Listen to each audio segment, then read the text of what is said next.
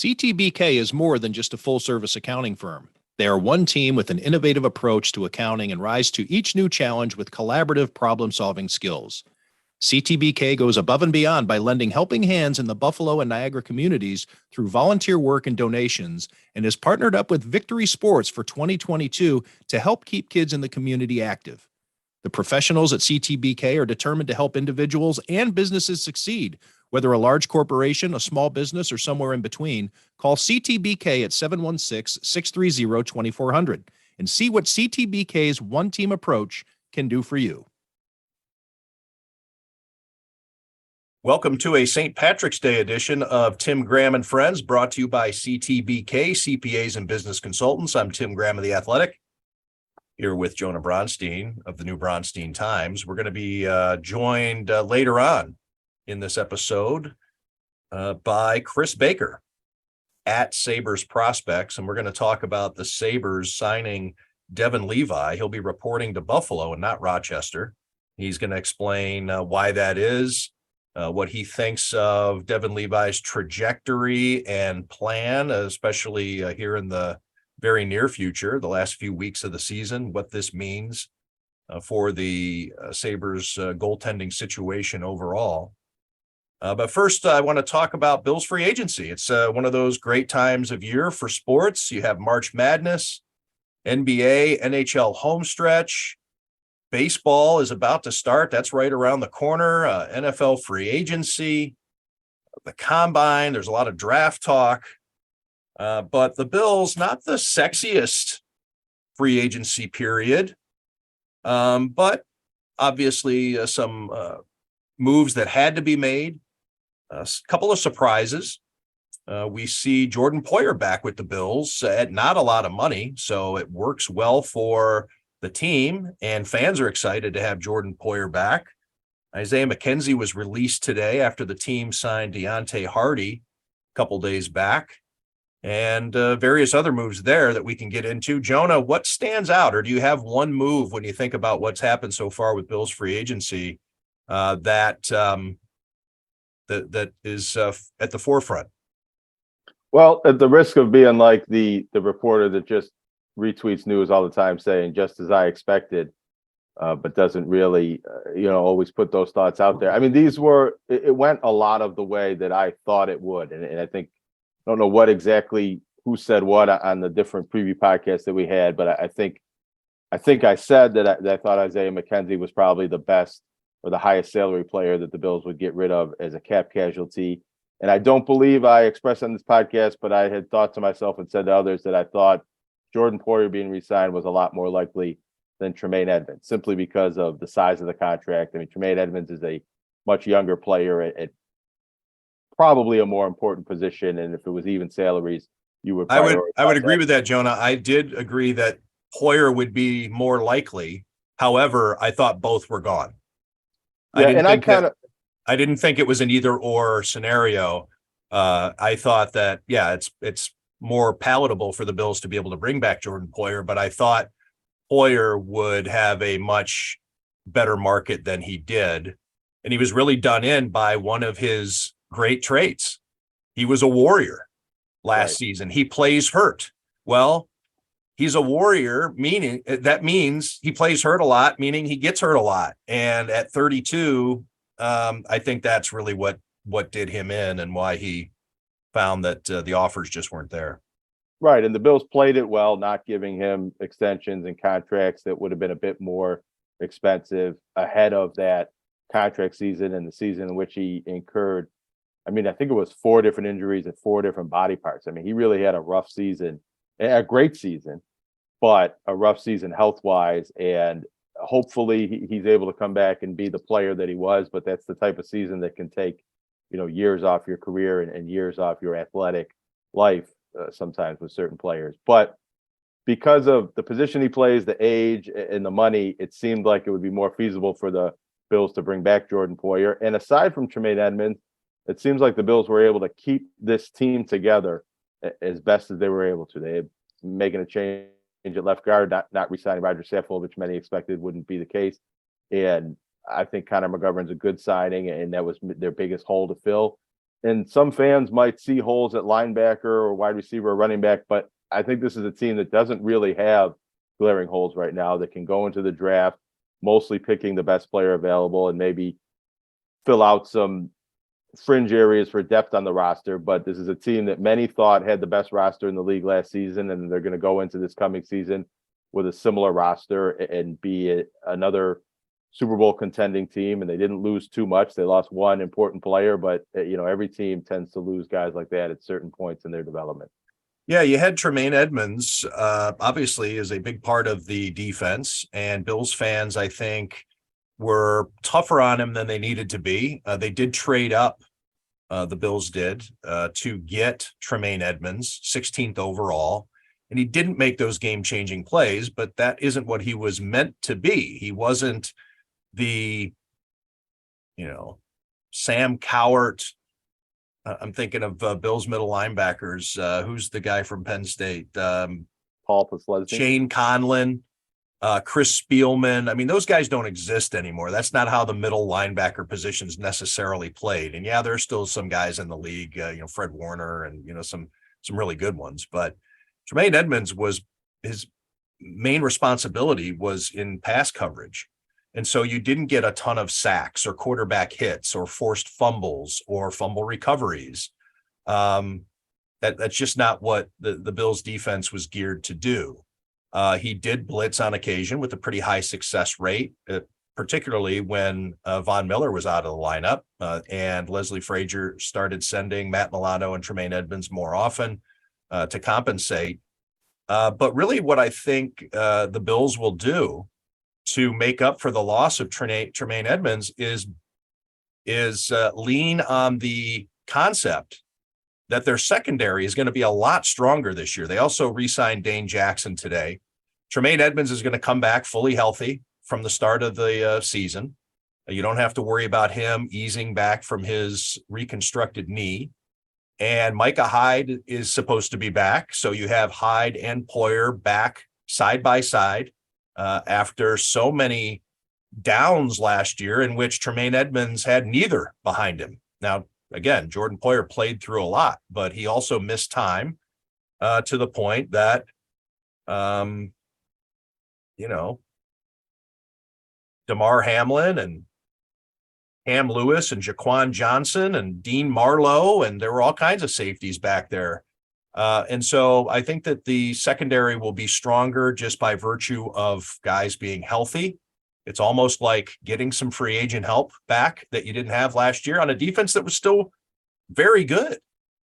So I think that the Bills, these are the tricks I think that you play, or the justifications, rationalizations that you go through when you're good. When you're talking about our free agent acquisition for next year, our big one is going to be Micah Hyde. Technically, he was on the roster, but he only played 2 games, and now he's back. So those are the things that a front office, a coaching staff, teammates, guys in the locker room lean on in terms of ways of getting better. They don't view it necessarily as being stagnant. Because they played a lot of games without very important players last year who will be back in 2023. Yeah, and I think, I don't know how much the Bills planned for this and saw it coming, but in some ways they probably, Brandon Beane probably recognized this as a potential path. But the way it played out is really, they gave Matt Milano a big contract when he came up into free agency a couple of years back. And they've since extended that contract and paid him even more after an all-pro season. In many ways, he passed Tremaine Edmonds as being the better of the 2 young prospect linebackers that when they were earlier in their career, that maybe wasn't considered the case. And you just can't pay everybody. And you especially can't pay top of the market salaries to 2 guys playing the same position or same position group. And you can throw Von Miller in that in a way, even though he's a defensive end. He's actually technically listed as a linebacker because of his jersey number, but the pass rush and how often he stands up off the ground, he's a bit in that linebacker grouping. And if you're paying Von Miller one of the biggest contracts as an edge rusher, and you're paying Matt Milano one of the bigger contracts as an outside linebacker, you just can't afford to have one of the highest paid middle linebackers. You have to make these choices. And the Bills are going to be in more positions to have to make some of those tough choices or let guys go that they want to bring back but can't afford. things will change with extensions and restructurings, but as of right now, they're over next season's salary cap, or projected to be over next season's salary cap by a significant number, with only about 30 to 35 different players signed.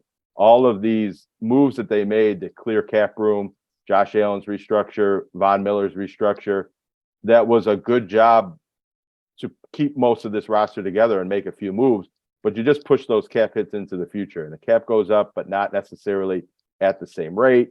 Salaries, minimum salaries, average salaries are also going to go up. There's going to be more and more of the Bills just not being able to pay high salaries to keep their own players or acquire new free agent players.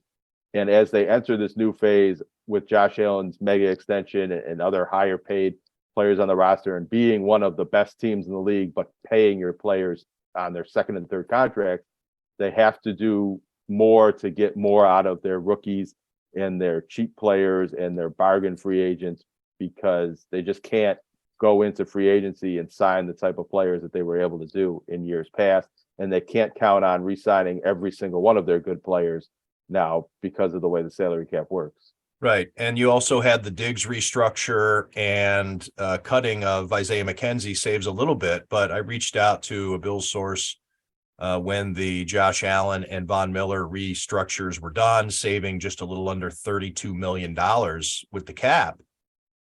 And it was stressed to me that, yes, that's a lot of money that we needed to clear. And keep in mind, we still barely have enough money to re-sign our draft picks, or to assign our draft picks and re-sign like basic dudes. They'd also lost Case Keenum as their backup quarterback, so they had another hole to fill. So all these restructurings look like a lot of money, but the Bills are operating very close to the cap already. And I think that they've been pretty artful with it. It looked as though that was going to be the case last year too, and Brandon Beane found a way to bring in Von Miller. So I think that he is viewed by many fans as a magician of some kind. And there is a belief out there that the salary cap is fictional, that it's just some sort of construct. But I think the Los Angeles Rams keep proving to everyone that the salary cap is very real. But anyway, I'm digressing. They're operating very close to the cap, and they seem to be, with the exception of Tremaine Edmonds, like you said, Jonah, have kept the team a Super Bowl contender pretty much intact.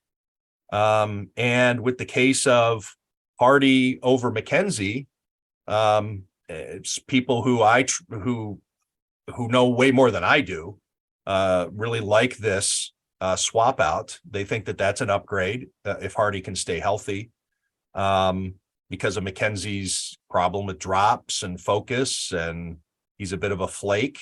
And if you can produce between the lines, Sean McDermott has plenty of latitude for you to be flaky, for you to go play in the match with Tom Brady, Aaron Rodgers, and Patrick Mahomes, rather than attend voluntary workouts. If Deion Dawkins wants to be a goofball away from one Bills drive, but makes his blocks on Sunday afternoon, fine. But if you're Isaiah McKenzie and being colorful and quirky and, saying things you probably shouldn't, and being a little loose-lipped, and then drops 8% of his passes, then Sean McDermott's got no room for you. And colorful, you got to be good if you're going to be colorful, especially on Sean McDermott's team. Your thoughts on the running back, Jonah? That is a position that still seems to be out there. Do the Bills keep drafting running backs? We know that Nyheim Hines is back with a restructured deal also. James Cook, Devin Singletary's lingering out there as a free agent. And we've heard all these flirtations about Jamal Williams and kicking the tires on this and that. We talked about it on a podcast a couple of episodes ago. Derrick Henry was the betting favorite to land with the Bills over any other team in the league. I don't know, running back. I think from a numbers standpoint, they're going to add a running back, whether it's in free agency or through the draft. As far as the immediate need to get a starting running back or a high paid running back or the best running back that you can possibly get, I don't really see that happening. I think the Bills invested a somewhat high draft pick in James Cook, and he had a promising rookie season and is the brother of a outstanding NFL running back. And I think you want to give him some opportunity to prove that he could be the number one running back. And just based on his speed and ability, just put the ball in his hands a little bit more and see how far he can take it. Nyheim Hines is a player they traded, a running back that they drafted high, Zach Moss, for. I think they envision him as being a third down back and obviously also a kick returner. And you saw his speed and potential there in the final home game of the regular season. But they probably could use one more body, maybe a bigger body for some short yardage situations. And while I don't really believe that the Bills themselves believe in investing a first round pick in a running back, depending on the player who might be available and the lack of needs elsewhere on the roster, it could be a potential pick. It isn't really what I would, if I were doing a mock draft, I really wouldn't expect that to be the pick. But they've drafted and built this roster well enough over the years that maybe they can make a bit of a luxury pick if they really think this is a guy that helps them out. And even though a first round pick is considered not great value for a running back, the rookie contract on that running back is good value. So they're not going to trade for Derrick Henry. They're not going to trade for Dalvin Cook like some of those rumors are. They're not going to have a 10, 12, $15 million running back into this roster right now. But a really good running back on a rookie contract could make some sense. Yeah, how great would Austin Eckler look in the Bills offense? He would be a finishing piece to the Bills and what Josh Allen can do and what plays Ken Dorsey could call. However, he wants out of Los Angeles because he feels he's underpaid. He wants to find a new team that's going to pay him well. He wants a new contract. Teams aren't paying running backs. Number one, they're not paying running backs, period, in terms of money.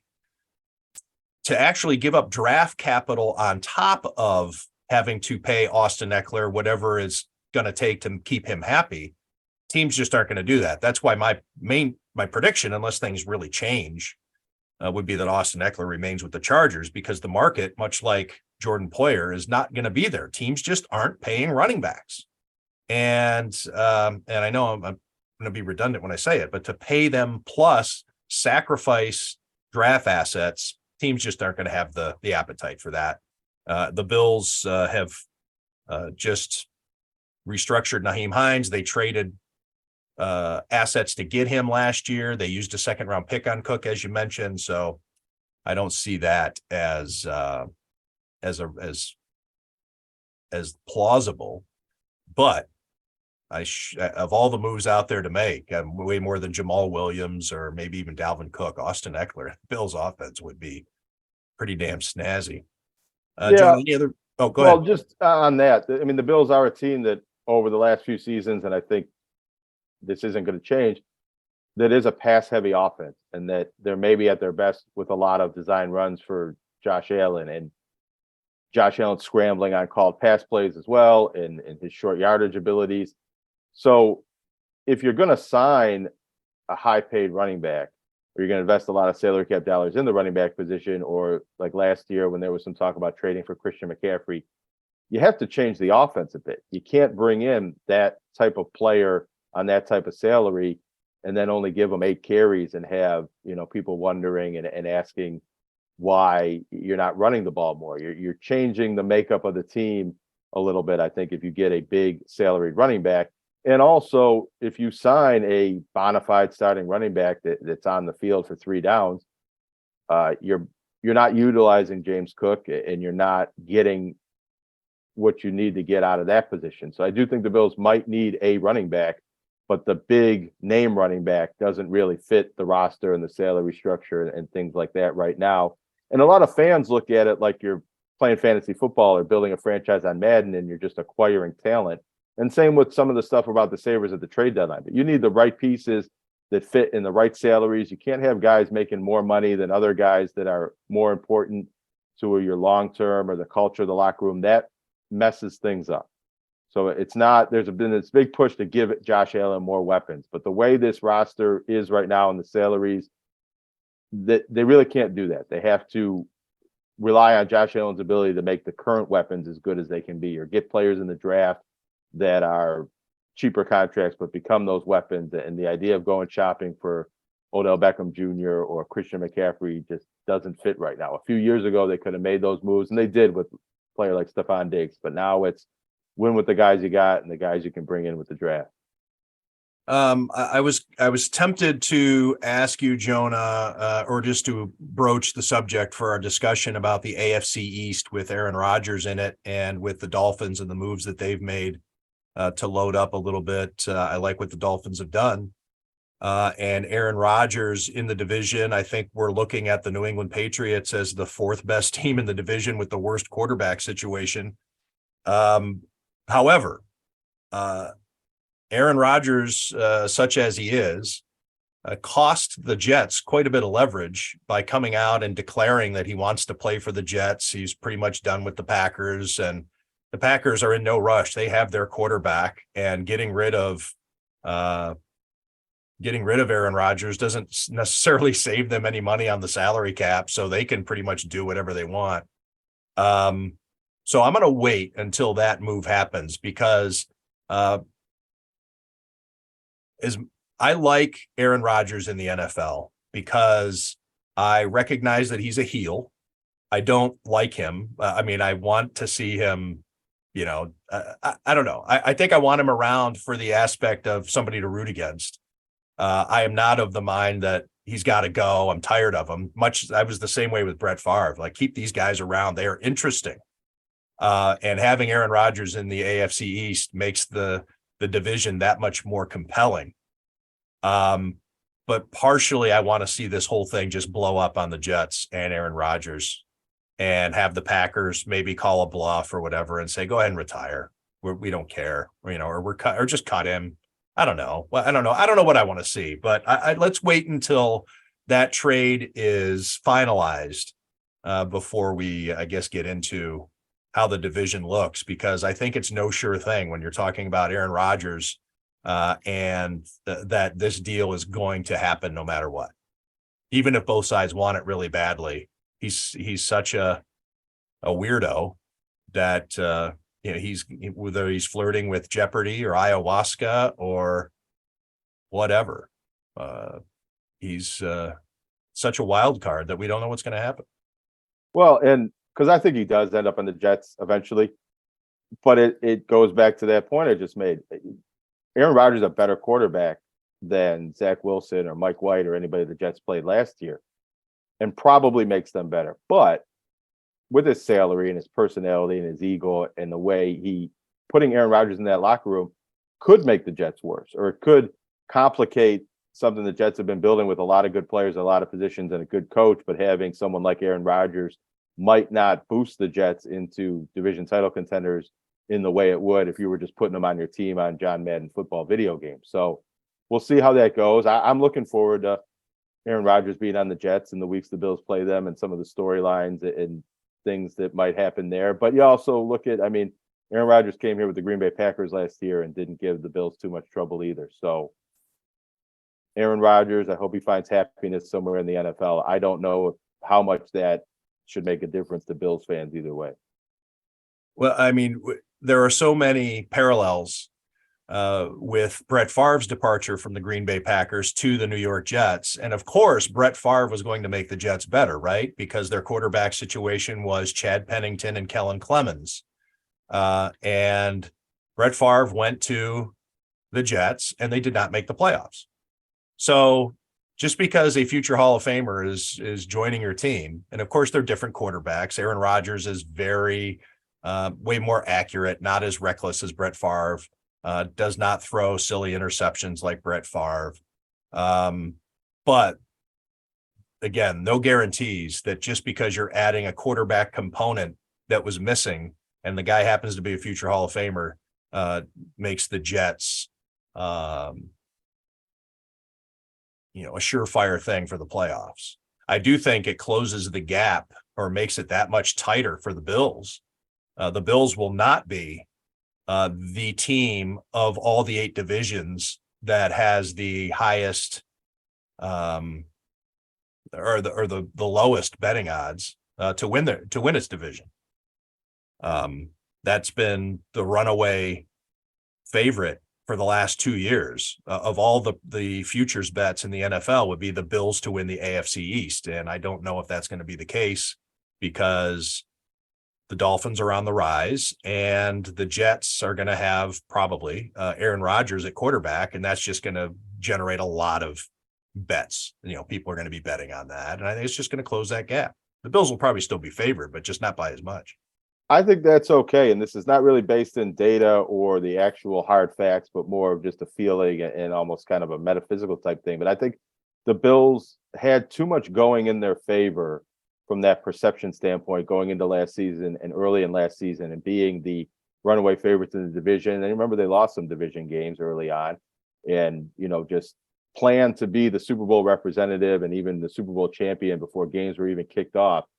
And I just feel like it's going to be one. I think it could just help the team in terms of having more reasonable expectations. And I think it really helps the fan base and the feeling around the team if they're not so much expected to be the best team in the NFL. And that when they do win and they are among the Super Bowl contenders, that feels a little bit more of like found money instead of money that you already, spent before you had, which was really, I think, the case.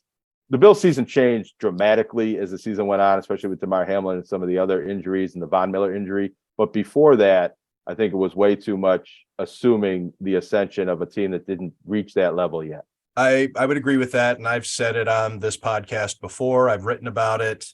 So I'll say it again because it fits right here, is that I think there was a belief, Bills fans, yes, I think maybe even some in the building over at One Bills Drive, that after nearly 20 years of getting kicked in the teeth by Bill Belichick and Tom Brady, that Brady's departure from the AFC and Josh Allen's ascension and Sean McDermott's culture and Brandon Beane's transactions, that they were building something to the point where it's owed. The Bills deserve a championship. The Bills deserve it. It is our time now.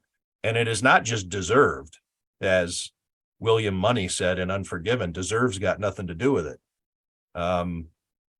You still got to earn it. And the Bills haven't been able to do that yet.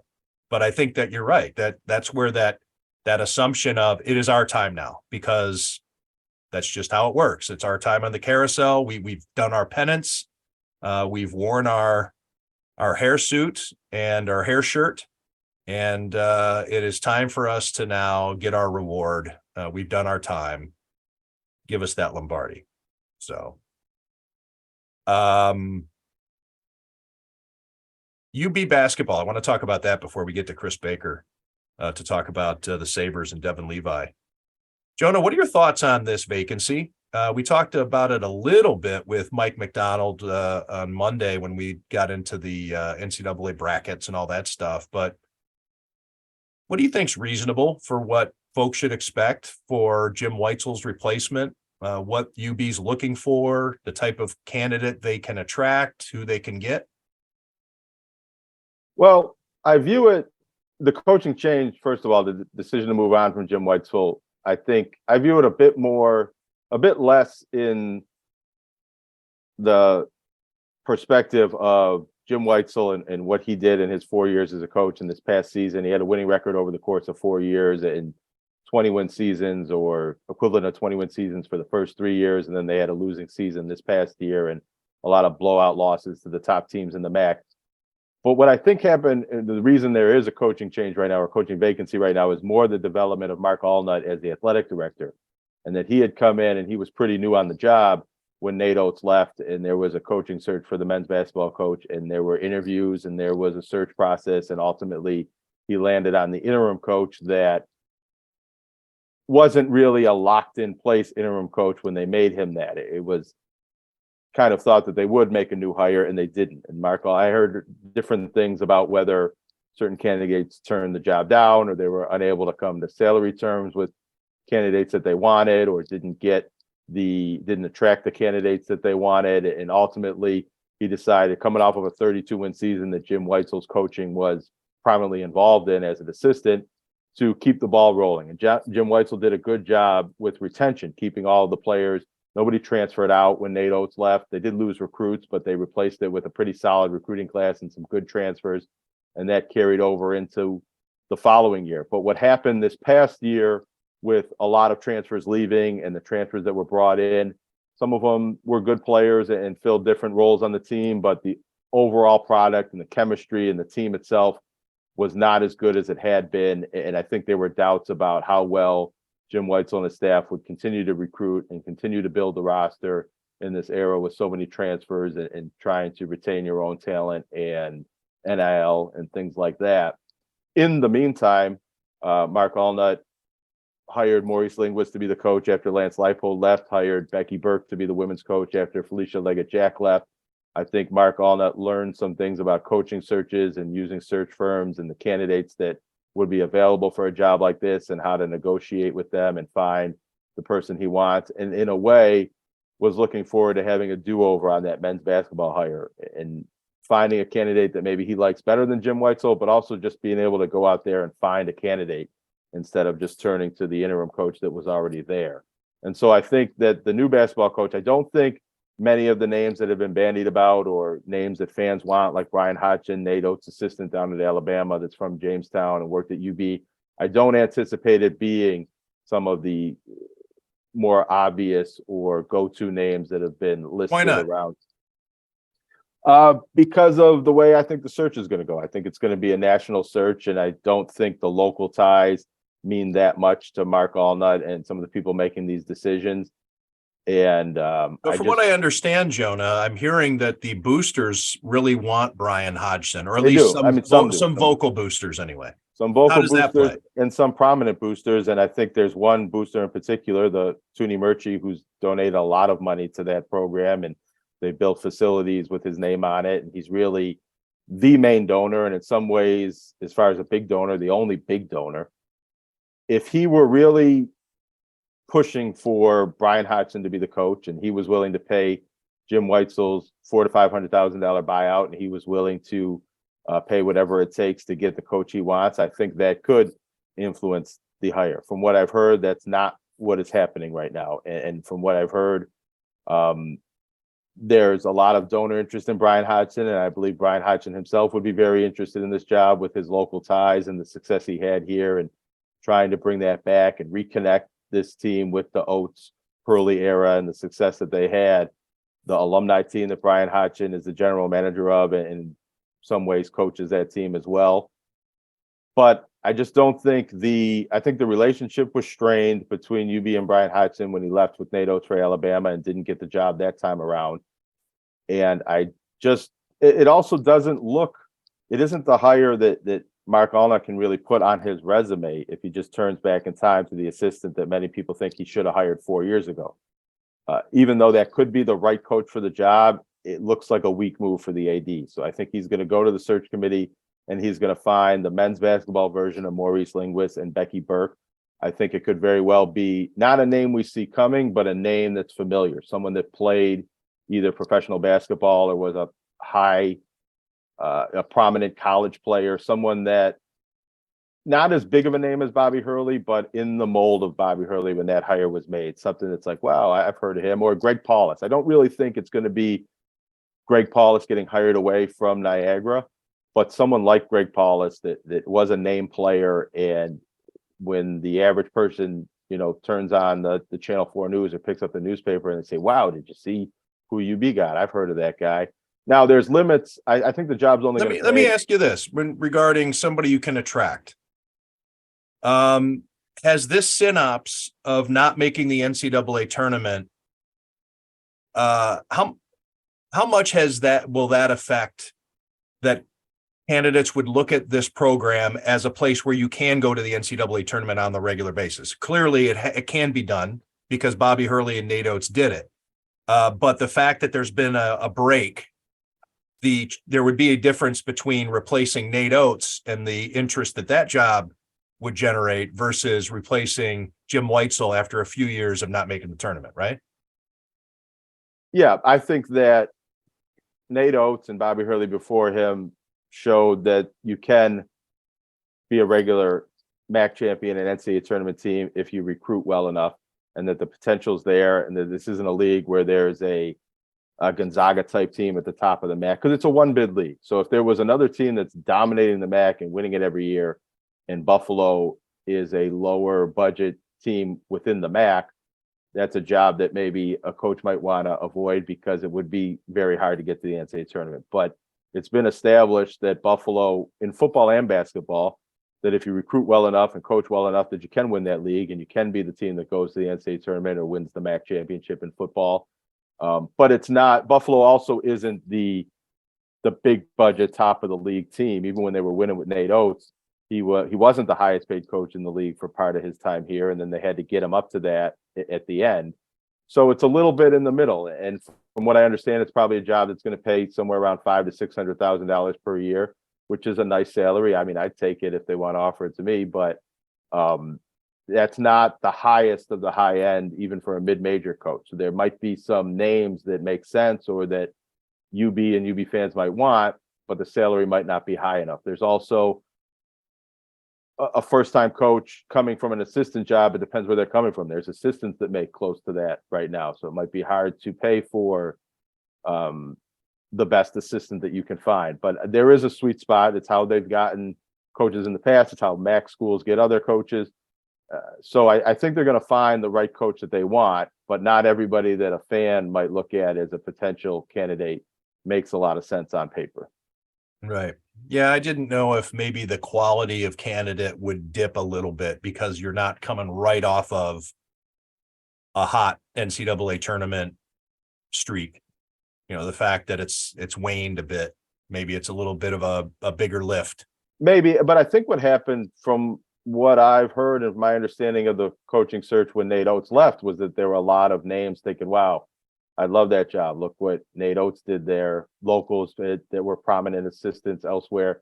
And when they looked into it, they found that it maybe wasn't paying as much as they wanted, or it's not just salary too. It's resources in the program, what you can pay your assistants, how many staff members you can bring in, because now college staffs are tremendously bloated. It's the 3 assistants, but it's all sorts of support staff members, and the recruiting budget and the travel budget. And I think that maybe, and it would be wise if UB's putting a little more money into that part of the program to attract a good coach, but they're probably going to find that certain candidates that they might want or might be interested in this job, they don't see eye to eye on the finances and the investment in the program. And it's like anything with UB athletics, until the state, New York State, really decides that we're going to put big money into this program, and they might never decide that. You're still going to be a MAC level, certain middle of the MAC type budget, maybe top third of the MAC, but you're never going to be, Buffalo's never going to be the team that's paying much, much more than the rest of the MAC and dominating the league and being a Gonzaga of the East, until New York State puts millions and millions of dollars into the program. And that has to start with football, really, to get it to that level, in basketball. And I just don't see that happening, in the immediate future. How much do you think it helps when it comes to drawing a candidate, when you see the success that Oates and Hurley have had since leaving UB? And I know that might be an ancillary thing, but you can see that not only you come to UB, you can, I guess that should be part of UB's pitch, right? Is you come here and all opportunities are open for you. You can go through UB on your way to becoming an NCAA champion or the number 1 team in the country or whatever. Or would that be a bad pitch? I don't know. The fact that you're going to have to leave to really pursue your dreams eventually. I mean, you could also put Lance Leipold and Felicia Leggett-Jack into that, and even the athletic directors, Danny White and Alan Green and Ward Manuel, and where they were able to go from this UB job. That the MAC itself and UB being part of that is a stepping It's a stone far league. cry from the days of Bob Arkle-Payne and Craig Service. Right. And that's when UB was at the bottom of the league, both from perception and budget-wise, and had a lot harder time attracting the young up-and-comers that aren't going to be here forever. Like Becky Burke is probably not going to be the Buffalo women's basketball coach forever if she has success. But the university leadership and the different athletic directors that they've had have kind of accepted that long ago, that this is a stepping stone league and a stepping stone job. And Turner Gill, you can put into that category as well. And that UB's had its best success with guys that were here, men and women that were here with an eye on the next job. And that some of the coaches in smaller sports and the bigger sports that maybe looked at UB as a destination job didn't quite do as well. Fans and media and even myself, I mean, I think we'd like to see somebody with local ties that might come to UB, win at UB, and want to stay at UB long term. But with the current leadership, Mark Allnutt's not from Buffalo. He came here from working at Memphis and played football at Missouri. He's hoping that someday he moves on to a better job. So when the person making the hire is of that mindset, I don't think you're going to hire somebody that has kind of the opposite viewpoint of staying here and winning here. And to answer your initial question, I do think absolutely. I think maybe more the success they had while they're at Buffalo, probably because they don't get to that next step unless they've had success at Buffalo. But then but it shows that it's not a Peter principle type thing where you just stumble into the next job. You think you can get vaulted towards big things if you come through UB. I guess that should be the sales pitch, right? Mm-hmm. To get the best possible candidate. And what fans should probably get used to. Although I think Jim Weitzel, maybe he would have been the type of guy to stick around. Well, so that's what I'm saying. I mean, Jim Weitzel maybe was the type of guy to stick around, just like Reggie Witherspoon at one point was like that. And, Mike McDonald, who we had on the podcast a couple of weeks ago, he got fired from Canisius for not winning the MAC enough, and they haven't won the MAC with any of the other coaches they replaced them with. But there's different perceptions of what is a good job for a coach. And sometimes the coach that is a good, steady coach that wants to, settle into the job and make it a long-term fit isn't necessarily the up-and-comer and the cutthroat type competitor that certain ADs and certain search committees are looking for at certain points in a university's story. And, the interesting thing, I think, is what are the expectations now at UB? Because this was the first losing season in 10 years and the first losing season that Jim Weitzel had in his 4 years. And is that the new standard, that win every year? And if you're not winning the MAC, that's unacceptable. And we're going to move on and hire a coach, because I don't know how realistic that is in a league like the MAC and with the budget that they have, but that because of the success that so many of these programs have had in multiple sports, that maybe is the standard, at least for now. Well, that's a good discussion there. And I think that there's so much nuance to the UB basketball program, and what I'm gonna actually, I don't know why, but I just had a brain cramp. And I'm thinking to myself, I'll take this out in editing, but maybe I won't. Maybe we'll just leave it in here.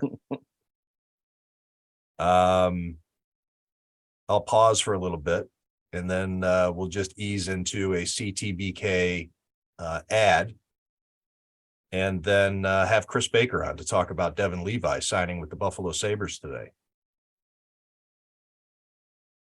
Jonah, is there anything else you want to add? No, and I mean, whatever I say, you might just edit it out anyway. So what's the point? This might get just snipped, but I think I'll just leave it because it's easier that way. I want to make one quick note just to kind of acknowledge some teams. Niagara women making the women's NIT, and even though they lost by a big number against Green Bay, that was the first postseason appearance ever for the program.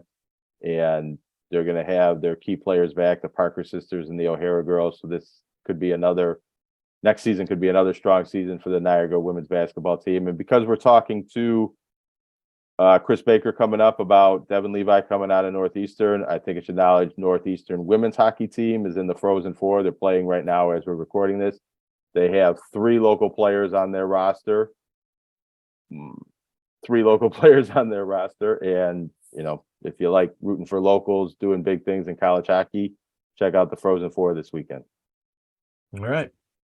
Thanks, Jonah. CTBK is more than just a full-service accounting firm. They are one team with an innovative approach that takes on each new challenge with collaborative problem-solving skills to provide creative solutions for their clients.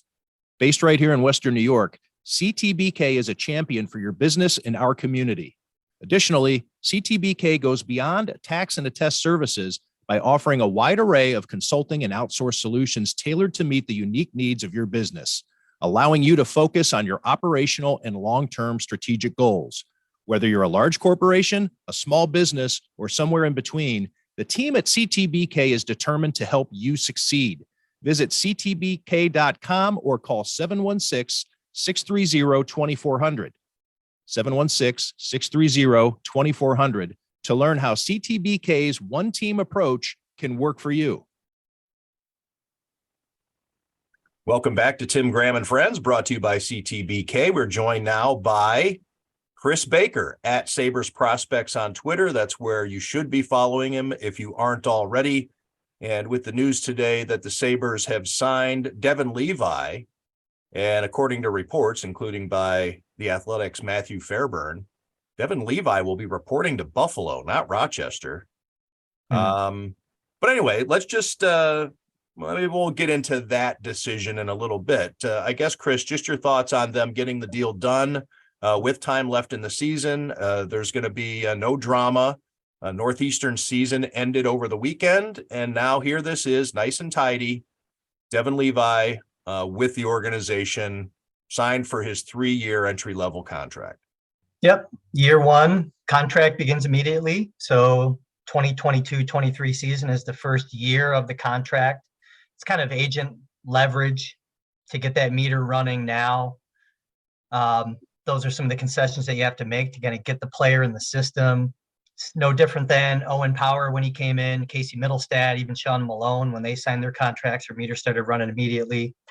So this would make Devon Levi get to his second contract a year sooner. Because you have seen in the past other prospects, when they get into the organization, they'll sign a contract that'll start the next year, and then they'll report to Rochester on an amateur tryout. That's not going to be the case here, to kind of just clear up that. But no, I mean, Levi is a, you can look at his numbers and you can, make judgment on the goaltender by his numbers, but really, it's more about how they play the position. And he's not the biggest guy, but he makes himself big in net. I think Sabres fans are really going to be impressed with this kid, the way that he just thinks the game. He has it's high goaltender IQ. He understands the geometry of the position. He's very quick.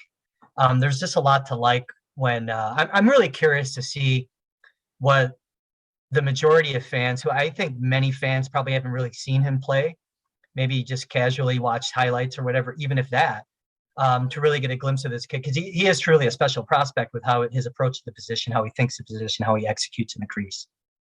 This may be dangerous, but I know that you've been asked this question before in different venues, whether it be on the record or over beers, but because there are similarities, at least to their come up, their glow up story through college. How does Devon Levi compare to Ryan Miller as Ryan Miller was leaving Michigan State in terms of readiness, or however you want to make the comparison? Because that's a known quantity among Sabres fans. Yeah. Devon Levi, even though they know the name and they know the stats, and maybe they were able to see a game on a regional sports network, really don't know much about Devon Levi, all things considered. Yeah, I think with the exception of, there's a lot of parallels, first of all, right? Later round draft picks, they had what you might consider a non-traditional path to Division I. Ryan Miller played in the North American Hockey League. Devon Levi played, extensively in, Canadian junior leagues that weren't the big premier leagues before committing to a D1 program. Their resumes are similarly decorated. Levi doesn't have the Hobie that Miller had, but I think in terms of all the accolades and winning, conference players of the year and best goaltending awards and things like that, very similar parallels there in terms of resume. Similar approaches to the game. Ryan was very cerebral, very much a thinker, and that's kind of how Devon Levi is. Devon Levi is a computer science major at Northeastern. He's very serious about his studies, how they prepare for their sport off the ice. Devon Levi is, we talk about like quarterbacks in the NFL. You want that guy that's maybe his best attribute is above the neck. That's kind of how Levi is. Like when he was injured a couple of years ago, coming out, I think he had a cracked rib coming back from the World Juniors 2 seasons ago. He spent a lot of his time improving his puck tracking ability by doing virtual reality. Those are types of things that I bet if virtual reality existed in the early 2000s when Miller was a similar age, that he probably would have done. But there, so I think there's parallels there. And frankly, Miller presents himself as a much larger goaltender in size, but I think that they would, Miller's best nights is when he made it look very effortless. Like it was almost like he was asleep because he made it look so easy. Levi kind of can do a little bit of that too. There's not a lot of the flamboyant, acrobatic saves because he doesn't need to make them. So I don't know if I'm answering your question the best way, but I see a lot of parallels there. And it's what you don't want to do though is say, okay, this guy is saying that they're going to have similar careers, that Devon Levi is going to be a Sabres Hall of Famer. He's going to win an Olympic MVP, right? But it's like, I can see a lot of reason to believe that there's a similar trajectory that could lead to similar results in the NHL. Like the Sabres have pursued, or at least had in their system, or at least in the pipeline, I guess, maybe not under contract, college goaltenders before. And a lot of times they just choose to go somewhere else. They don't sign. And so to me that Ryan Miller is just that marker of coming up through, as you said, the college system, mid-round draft pick, maybe still a bit of an unknown, a lot of, raw talent type thing, who molded himself into one of the finest the finest college goaltender, perhaps, upon arriving with the Buffalo Sabres. They haven't really had that. They've had European goalies and all these other things, free agents, but to have a guy showing up like this, you have to go back to Miller, right? Unless I'm missing somebody. No, pretty much. I mean, Cal Peterson was a 5th rounder in 2013. That would have been maybe that next one to kind of take that path. And he just decided, and like, you can't blame Cal Peterson for not wanting to kind of come into the situation here that Buffalo was in when he was ready to make that jump out of Notre Dame. But yeah, I think you're right. I think this is kind of the next one. I mean, they've drafted collegiate goaltenders, and whether it was like Connor Knapp, who went to Miami University, or Nick Eno, who played at Bowling Green, they've had guys that played in college, but they were drafted in similar positions, by the way. But no, in terms of like the real prospect that had legitimate chance to ascend to, do good things professionally, Levi's been that really. Right. I'd have to go back through since Miller, if you think about it. I think you're right. Because Tim Murray was all about, hey, he was on record as saying, give me the biggest European, and that, he went out and burned a 1st-round pick on Leonard, who was, he was serviceable, and UPL was drafted here and so on. But you're right. I think they've spent a lot of draft currency, even going back to Jonas Enroth, on European goaltenders. Where do you think the Sabres are at with UPL? Does he have an opportunity to potentially still be the starter, block Devon Levi, or is this maybe not going in that direction for him? I think that, UPL, this was kind of that transition year where he's still kind of figuring out that mental consistency that it takes to be good every night. I think they understand that they have a serviceable NHL goaltender in UPL. I don't think that there's an indication that the Sabres believe that they have like a top 10 or 15 number 1 NHL goaltender in UPL.